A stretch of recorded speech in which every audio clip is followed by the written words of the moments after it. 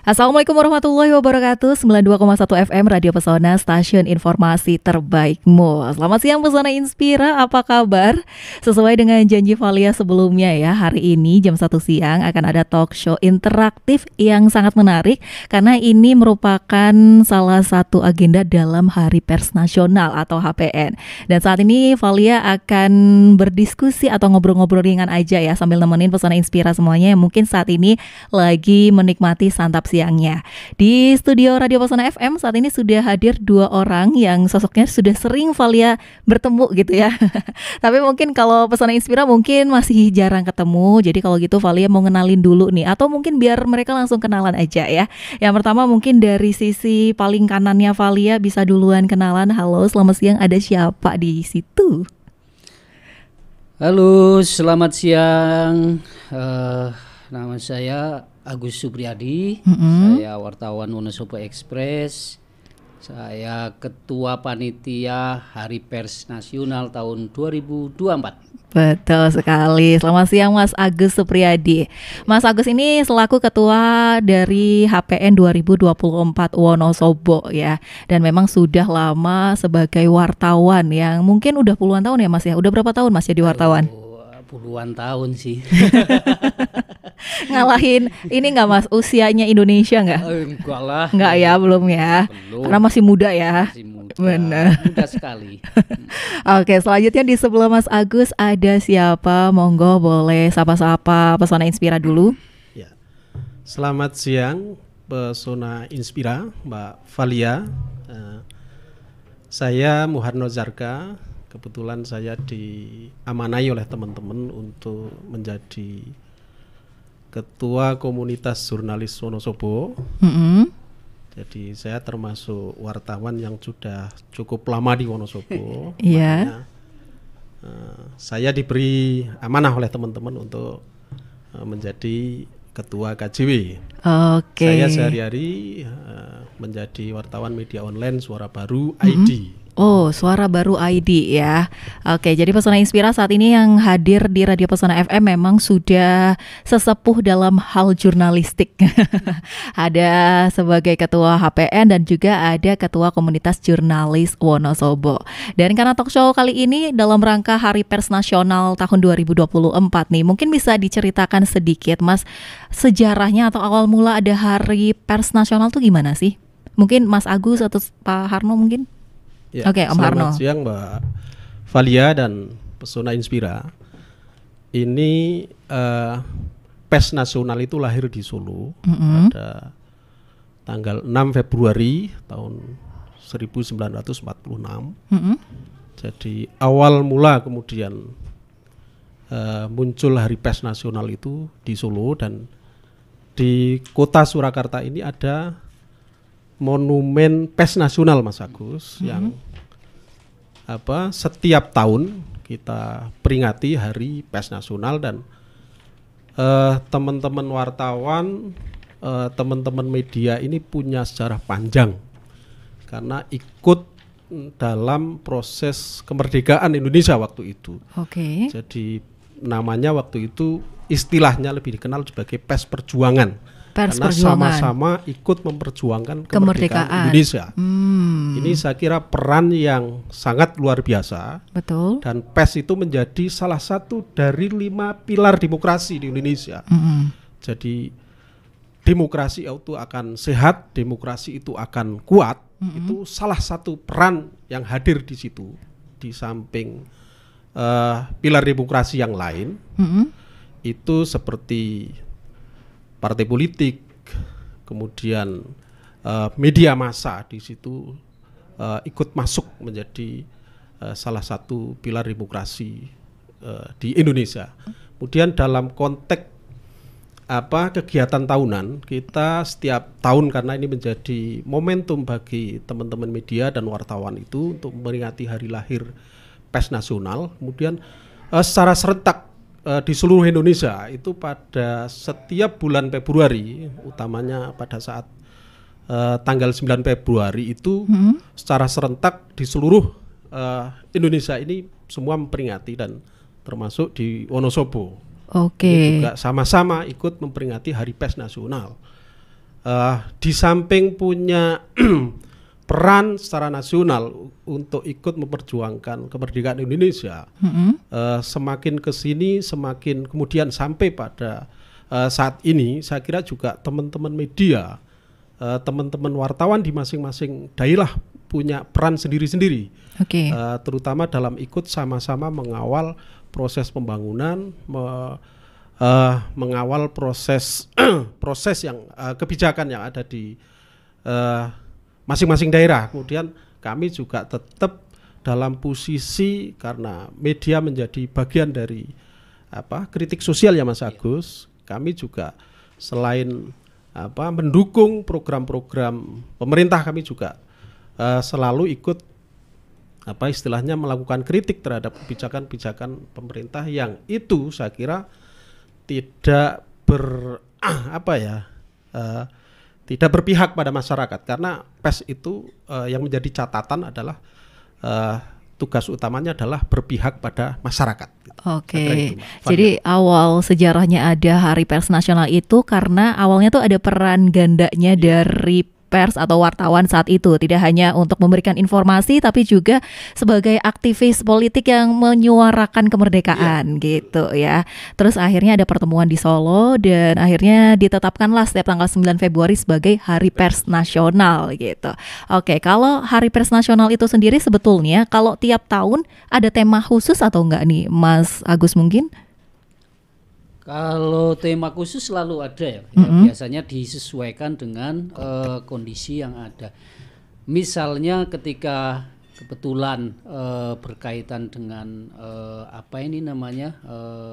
misalnya adalah tahun politik, itu maka tema yang disajikan itu juga tema terkait dengan politik. Juga kalau kemudian tema berkaitan dengan misalnya pemerintah mencanangkan tentang adanya swasembada, maka swasembada pangan misalnya, maka tema itu juga yang akan disajikan dalam peringatan Hari Pers. Jadi umumnya biasanya menyajikan tema disesuaikan dengan kondisi yang saat itu sedang berlangsung gitu. Seperti pada saat ini tema nasional untuk Hari Pers tahun 2024 adalah mengawal transisi ya, kepemimpinan nasional dan menjaga keutuhan bangsa. Iya, betul sekali. Mengawal transisi kepemimpinan nasional dan menjaga keutuhan bangsa. Karena ini juga kebetulan momentumnya pas dengan pemilu ya. Jadi tahun politik. Jadi memang disesuaikan. Pesona Inspira Valia hampir lupa. Kalau Pesona Inspira juga bisa ya bergabung secara interaktif untuk mengirimkan pertanyaan ke line WhatsApp di 082323839996. Di sini Om Harno dan Mas Agus siap menjawab pertanyaan apapun kecuali mungkin nomor sapatunya berapa mungkin nggak bisa dijawab ya. Bisa. Tapi nanti sampai nanya alamat boleh? Boleh tuh. Pesona Inspira. Berarti pertanyaan apapun nggak apa-apa, nggak masalah ya. Biar makin penasaran lagi Mas Agus dan Om Harno, kita akan kembali lagi setelah komersial break berikut ini ya. Jadi Pesona Inspira jangan pindah channel dulu, tetap di 92,1 FM bareng sama Valia.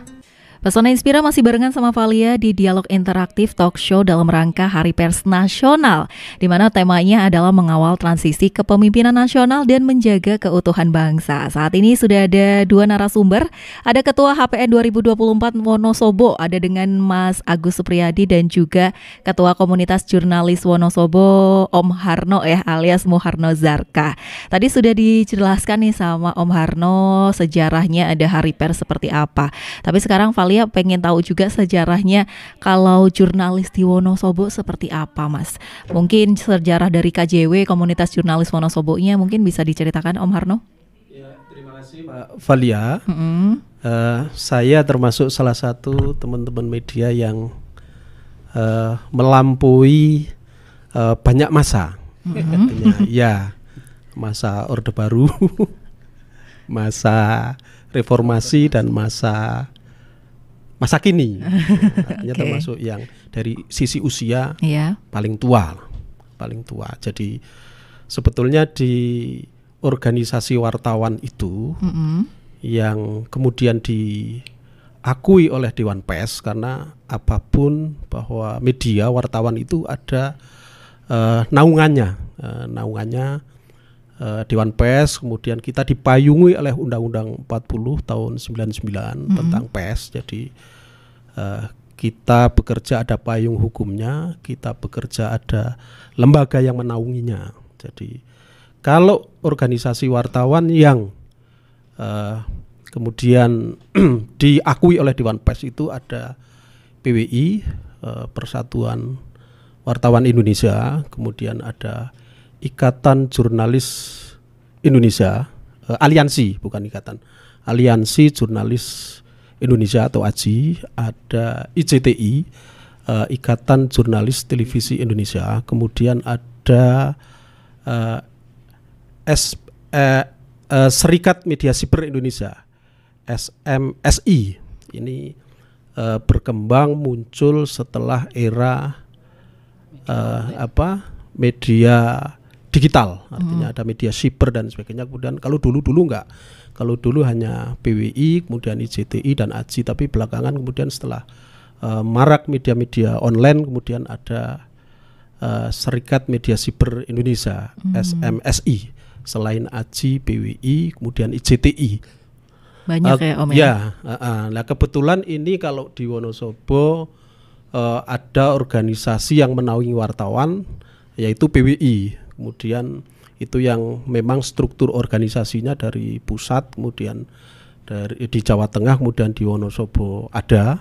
Kemudian ada komunitas yang ini hanya sekedar untuk merekatkan tali persaudaraan antar teman-teman media yang diikat dalam komunitas jurnalis Wonosobo atau KJW.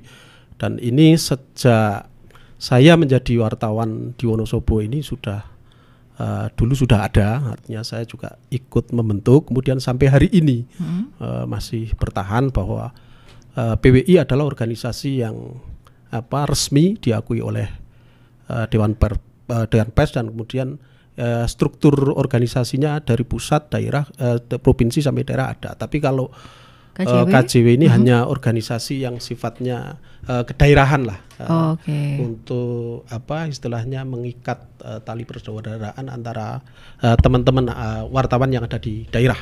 Kalau KJW berarti usianya udah berapa tahun Om kira-kira? Usianya ya sudah kalau tidak salah itu dulu sekitar tahun 2004. Ya, 2004 itu. Sekitar 20 tapi tahun. Sebelum itu sebetulnya ketika ini cerita dari teman-teman yang sudah lebih dulu jadi wartawan di Wonosobo sebelum saya itu sudah ada. Tapi saya kemudian bergabung itu pada saat saya secara resmi menjadi wartawan di Wonosobo. Waktu itu memang saya sempat menjadi wartawan lokal pada saat era reformasi tahun 1998, kemudian sampai kisaran tahun 2000, kemudian 2001, kemudian sampai 2004 karena saya juga sempat istilahnya aktif di dunia politik, kemudian saya berhenti menjalani profesi politiknya. Profesi wartawan ketika saya aktif di partai politik. Nah setelah kemudian saya menarik diri dari partai politik, kemudian saya masuk lagi di dunia asal saya di media pada tahun kalau nggak salah 2004. Berarti di 2004 itu namanya sudah KJW sudah memang. KJW. Sebelum itu sudah KJW. Dan digawangi oleh wartawan-wartawan senior sebelum saya di Wonosobo. Berarti sekitar 20 tahun ya. Nah, sekarang Valia penasaran sama Mas Agus nih. Mas Agus juga dari awal sudah tergabung sama KJW dari berapa tahun yang lalu mungkin Mas? Iya. Saya berarti 2010 akhir. Wartawan dan yang dikenalkan boleh mendekat. Saya masih ingat saya punya jaketnya tapi sekarang sudah rusak, tidak karuan itu. Sudah nggak dipakai ya Mas Agus. Itu ada logonya KJW. Artinya tahun 2010 akhir saya masuk jadi wartawan di Wonosobo itu KJW sudah ada. Saya meneruskan lah, kemudian mendengar cerita dari teman-teman bahwa tujuannya ya untuk menyatukan, mengkompakkan teman-teman, Tali persaudaraan tali itu. persaudaraan tanpa sekat, karena ada yang dari IJTI misalnya, ada yang ada PWI. dari AJI dulu, ada yang dari PWI lah, kemudian tapi mereka melakukan aktivitas kegiatan jurnalistik yang sama di daerah di Wonosobo, maka untuk membangun keakraban, membangun kebersamaan, maka dibentuklah KJW. Itu informasi yang saya terima dari teman-teman. Jadi sudah cukup lama sebenarnya. Ya. Karena kita punya banyak sekali senior wartawan di Wonosobo yang cukup lama berada di media, bekerja sebagai jurnalis atau wartawan. Salah satunya kita menyebutnya Mbah Darman itu sampai lama sekali. Kemudian pernah dulu Mas ada Agus Hidayat, kemudian ada mantan Pak Holik Arif itu juga background dari wartawan. Kemudian ada Mas Sigit Wiworo Hadi. Nah itu kalau Pak D ini saya menyebutnya Pak D ini, karena Pak D ini yang paling bertahan dan tahu di era-era itu Vali ya. Iya, berarti artinya tuh sebenarnya senior wartawan tuh di Wonosobo banyak banget. Cukup ya Mas ya. Termasuk ada Mas Bambang Hengki gitu. Oh iya benar, ada Om Bambang Hengki. Ini baik Om Harno maupun Mas Agus kan semuanya udah puluhan tahun ya di dunia jurnalis atau wartawan gitu.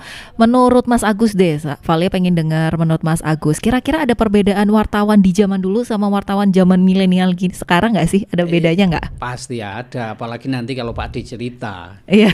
Oke, sekarang dari sudut pandang Mas Agus dulu, habis itu dari sudut pandangnya Om Harno. Saya dulu ngirim berita, itu sudah ada yang namanya warnet.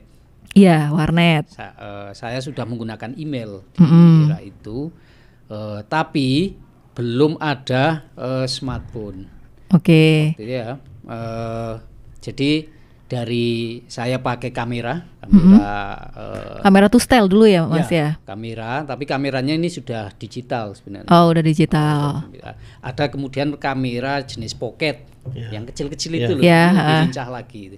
Tapi ini kan harus mindah dulu. Iya. Kalau sekarang pakai smartphone, foto peristiwa mau jam berapa kapanpun bisa dikirim. Betul. Ngirim pakai WA bisa, ngirim pakai email bisa. Kalau pakai dulu tidak bisa.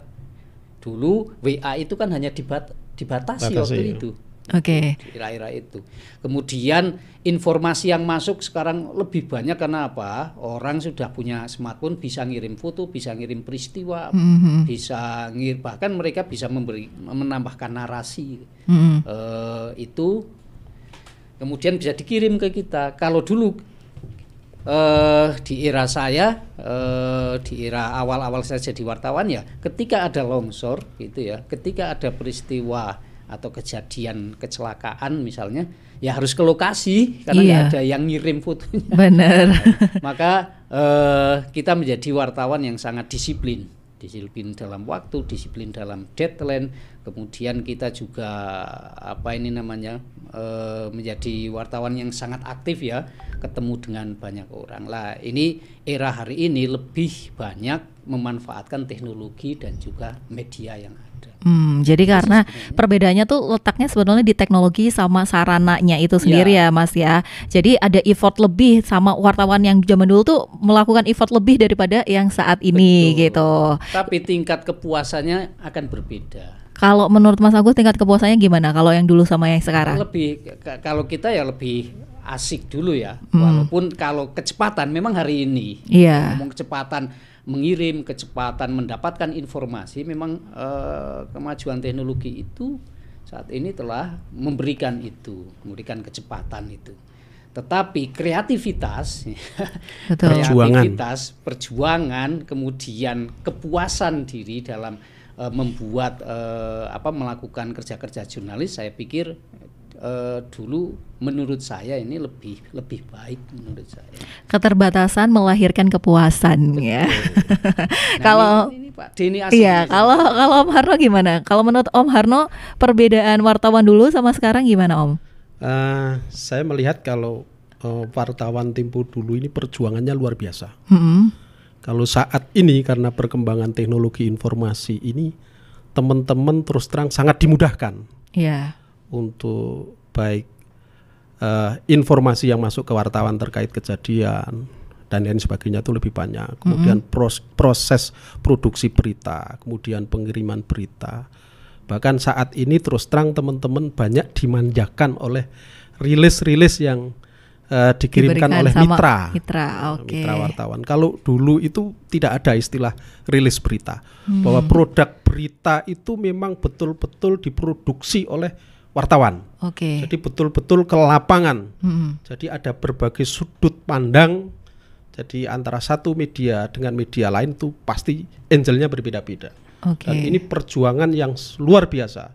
Karena berita yang kita produksi, berita yang kita buat itu betul-betul berita-berita yang berbasis peristiwa dan kejadian. Jadi berita-berita yang sifatnya seremonial atau berita-berita talking news. Jadi orang ngomong, orang bicara, tokoh ngomong jadi berita itu sangat minim sekali. Kalau dulu Om Agus, jadi betul-betul berita itu berbasis peristiwa dan kejadian.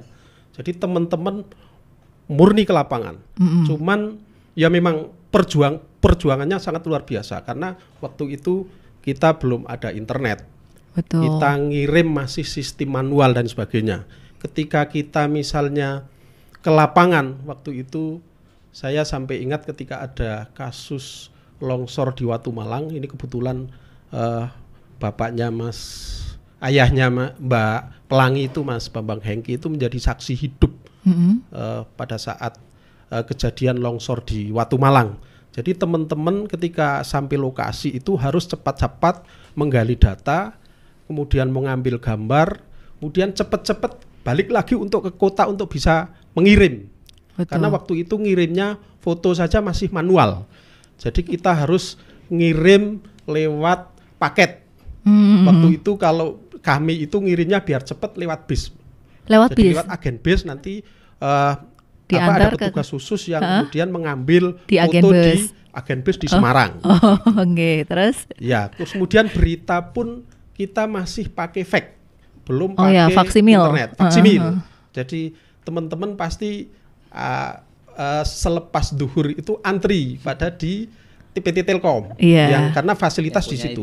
Kalau memang betul-betul terpaksa, itu kita harus nunut di BNI karena di waktu itu BNI satu-satunya institusi yang memiliki internet gitu loh. Kalau yang dulu-dulu belum ada. Kita ngetik pun pasti pakai mesin ketik manual. Jadi belum pakai laptop apalagi HP. Jadi perjuangannya grek. Tak-tak-tak-taknya kedengeran ya. Itu di akhir tahun 90-an sampai awal 2000 itu masih seperti itu. Jadi masih perjuangannya luar biasa. Kami waktu itu bahkan tidak pernah sekalipun dapat kayak semacam rilis karena rilis yang dibikin oleh teman-teman humas yang dulu itu, misalnya kejadian hari ini, berita hari ini, tapi 2 hari berikutnya baru ada rilis. Makanya kita sudah lewat sekian hari, makanya kemudian beritanya menjadi tidak aktual lagi. Artinya kalau wartawan zaman dulu nungguin rilis itu malah basi gitu ya Om basi. Ya. Terus kemudian memang berita-berita yang kita sajikan itu yaitu lagi berbasis peristiwa dan kejadian. Kalau bukan bencana alam, misalnya kebakaran atau kecelakaan atau misalnya pembunuhan dan sebagainya itu, berita-berita seremonial masih belum banyak ruang yang tersedia di space media. Valia ingat tuh zamannya tsunami Aceh 2003 atau 2004 itu baca koran, nonton berita itu memang masih puas banget karena memang tidak semudah sekarang mendapatkan informasi itu, ya kan. Termasuk orang yang membawa koran, kemudian membawa buku, menenteng buku itu termasuk kelompok elit waktu itu.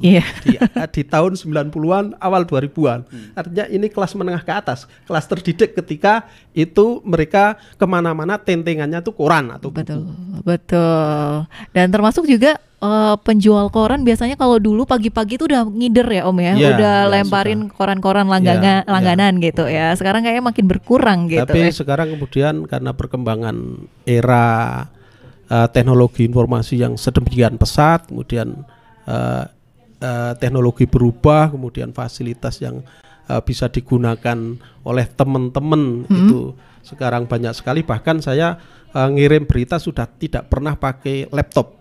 Saya Selalu ngirim pakai HP. berita bisa running di lokasi kejadian atau di lokasi acara pakai HP.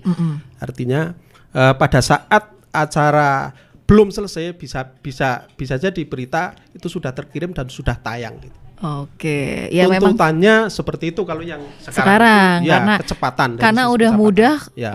udah nggak bisa lagi bilang wah waktunya nggak cukup Ya. atau apa gitu ya, karena udah dimudahkan sekali. Oke, sangkut pautnya sama Hari Pers Nasional untuk KJW nih, kira-kira mau ngadain acara apa aja di tahun ini? Mungkin Mas Agus Mas dulu Agus ya, selaku ketua dari HPN 2024. Ya, terima kasih Mbak Valia. Para pendengar Radio Pesona FM, Pesona Inspira, untuk menyambut atau memeriahkan Hari Pers Nasional tahun 2024, Komunitas Jurnalis Wonosobo akan memperingati Hari Pers dengan 3 kegiatan yang dalam bentuk rangkaian ya, tidak sekali acara tetapi ada beberapa acara. Acara yang pertama kita akan menggelar tasyakuran dan doa bersama itu pada tanggal 9 Februari 2024 hari Jumat.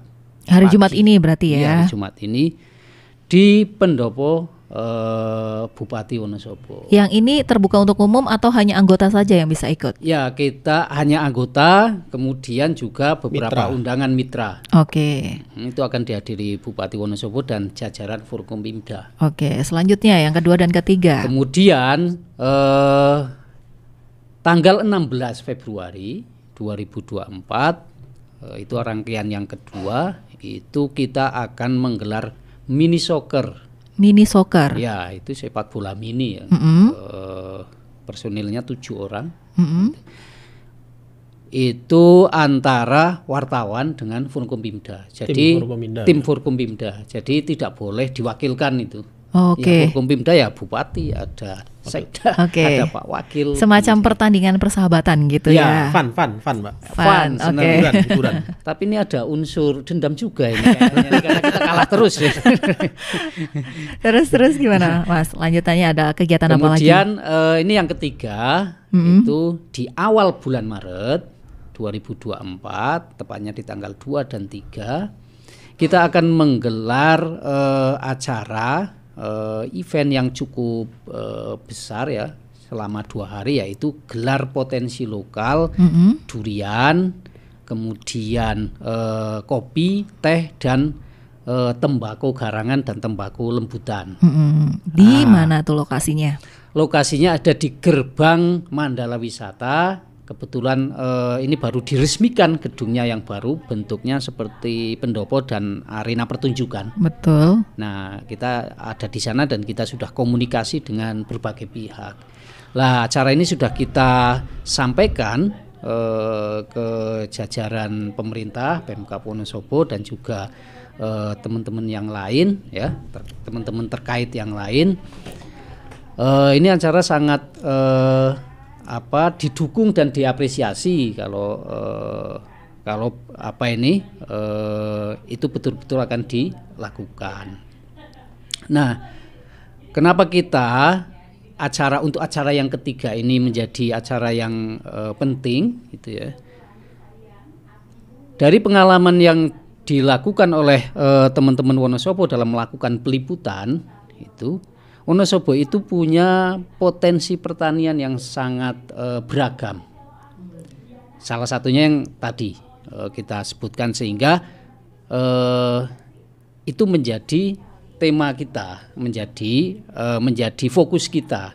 Kayaknya ini penting nih, karena kalau bicara soal Wonosobo itu selalu ngomongnya soal potensi pertanian dan juga pariwisata. Dan itu. Nah, maka ini sudah ini bagian dari upaya untuk meningkatkan dan memberikan pemahaman yang lebih luas kepada masyarakat, sekaligus juga biar ada interaksi ya antara berbagai pihak di ruang itu, maka kita menggelar acara gelar potensi lokal itu. Oke, untuk acara yang ketiga berarti kan bisa dihadiri sama masyarakat umum ya Mas ya? Ya, Yes, terbuka untuk umum. boleh Pak Di. Nah, untuk yang acara ketiga ini tadi kan gelar potensi dari Wonosobo. Kira-kira misalkan ada pedagang durian atau kopi atau UMKM yang belum tahu dan pengen buka stand juga, itu caranya gimana? Ya. Menghubunginya ke siapa gitu? Oke, sebelum itu bahwa kita teman-teman wartawan di Wonosobo itu pingin merayakan HPN tidak sendiri, tetapi berbagai stakeholder. Iya. Misalnya Forkompimda, kemudian ada mitranya humas di beberapa instansi, baik pemerintah, perusahaan swasta, BUMN, BUMD. Iya. Kemudian kami juga ingin sama-sama merayakan dengan masyarakat. Salah satunya pelaku UMKM, tadi sudah disebutkan oleh Mas Agus, ada pelaku usaha yang bergerak di bidang pertembakuan. Kemudian ada potensi buah durian yang menurut saya juga di Wonosobo luar biasa. Kemudian ada pelaku UMKM kopi dan teh yang ini menjadi basis ekonomi di Wonosobo yang cukup menonjol lah, artinya karena ada perusahaan PT Perkebunan Tambi, kemudian teman-teman pelaku baik petani kopi, produsen atau yang memproduksi kemudian memasarkan, yang buka warung kopi, kedai kopi itu banyak sekali. Makanya ini bagian dari potensi lokal Wonosobo yang perlu diangkat, dan teman-teman media di Wonosobo yang tergabung di dalam KJW itu pingin ikut berperan serta, membantu promosi lah. Iya, membantu promosi. Ya, biar sama-sama, artinya mereka bisa maju dan berkembang. Ketika usaha UMKM di Wonosobo ini maju berkembang, ini dengan sendirinya juga ikut membantu kemajuan ekonomi secara umum di Wonosobo. Iya, artinya nggak cuma sekedar memperingati, tapi memberikan manfaat juga ya Om ya. Oke, ini ada WhatsApp yang sudah masuk nih, ada beberapa pertanyaan dari Pesona Inspira. Yang pertama datang dari Fitri di Bugangan. Mau tanya dong, apakah saat ini masih ada wartawan Bodrex? Terus bagaimana para wartawan senior mengatasi wartawan Bodrex yang tentunya akan meresahkan para penyelenggara acara kira-kira? Mungkin Mas Agus bisa menjawab, mungkin Mas Agus? Iya. Sebenarnya sudah dijelaskan oleh Pak D. Harno tadi ya, bahwa ciri utamanya adalah wartawan ini punya naungan. Dia punya naungan yang jelas. Ya, dia punya naungan yang jelas, itu perusahaannya jelas. Kemudian dia dibekali dengan kartu yang juga bisa dipertanggungjawabkan, bukan kartu abal-abal. Artinya ada yang menaungi profesi, organisasi profesi yang tadi disebutkan ada 4 itu. Di luar itu memang tidak diakui oleh Dewan Pers.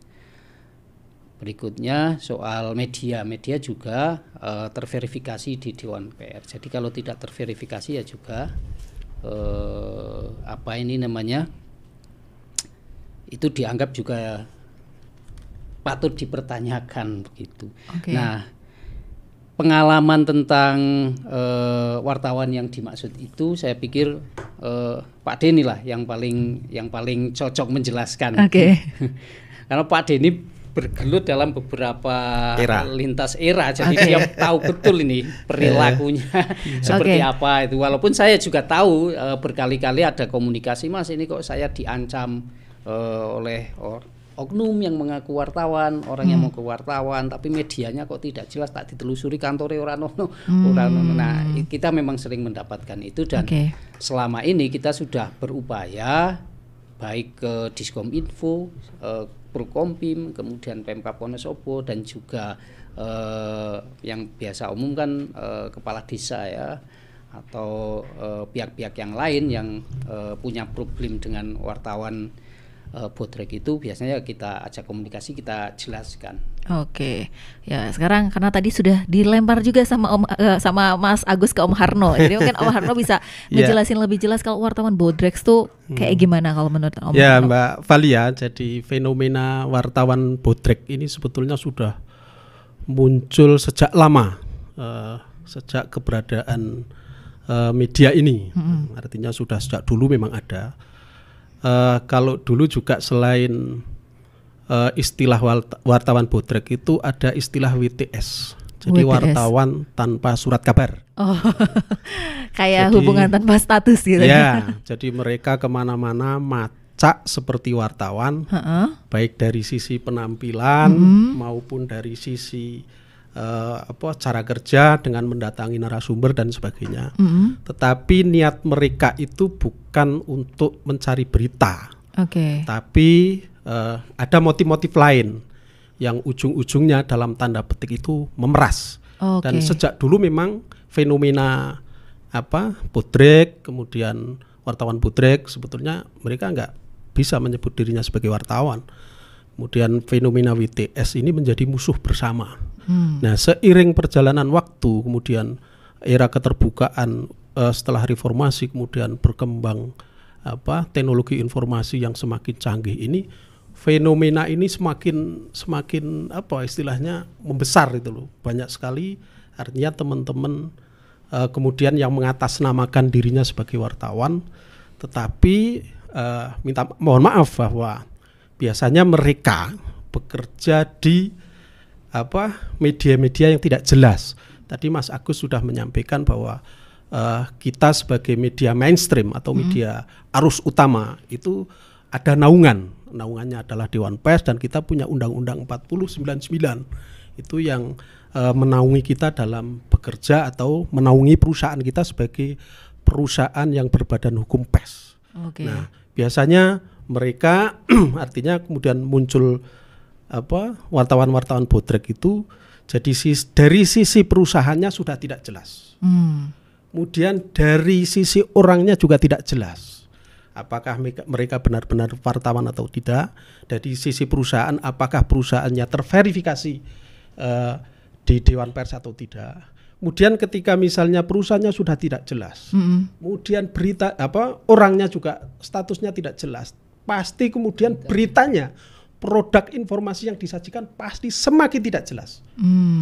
Semakin tidak jelas. Om Harno berarti pernah menemui itu ya? Ya, kalau menemui saya jarang, karena kami memang tidak mengenal mereka, tetapi bahwa laporan dari narasumber terhadap perilaku-perilaku orang yang mengatasnamakan wartawan itu ada banyak sekali, baik dari kalangan guru, dari kalangan kepala desa dan sebagainya, itu banyak sekali yang mereka dalam tanda petik melakukan kerja-kerja jurnalistik, tetapi bukan atas motif untuk menyajikan informasi yang memberi manfaat untuk masyarakat, tapi ada motif-motif tertentu. Ya. Gitu. Ini penjelasan dari Om Harno dan Mas Agus dan juga pertanyaan sebelumnya ini menyambung ke pertanyaan berikutnya juga nih. Ini menurut Valia sih agak mirip ya. Jadi ada pertanyaan dari Pesona Inspira dari Dino ini, Mas Agus, Mas, apakah semua wartawan di Wonosobo masuk KJW? Dan gimana cara mendeteksi wartawan gadungan apalagi wartawan bodrek? Apalagi zaman sekarang kan nggak cuma media cetak aja. Makasih. Ini pertanyaan dari Dino. Tadi agak nyambung ya sama pertanyaan sebelumnya. Mendeteksinya seperti apa? Berarti mendeteksinya tadi perusahaan jelas atau enggak, surat kabarnya atau instansinya jelas atau enggak, terus orangnya produksi beritanya seperti apa, jelas atau status enggak. Orangnya juga jelas. Oke, jadi bisa dilihat dari itu ya. Terus ini juga ada Pesona Inspira lagi yang baru masuk dari Mbak Mia. Nih Mas, mau tanya, katanya, Sugeng Siang, apresiasi setinggi-tingginya untuk Om Agus dan Om Harno dengan dunia kejurnalistikan di Wonosobo.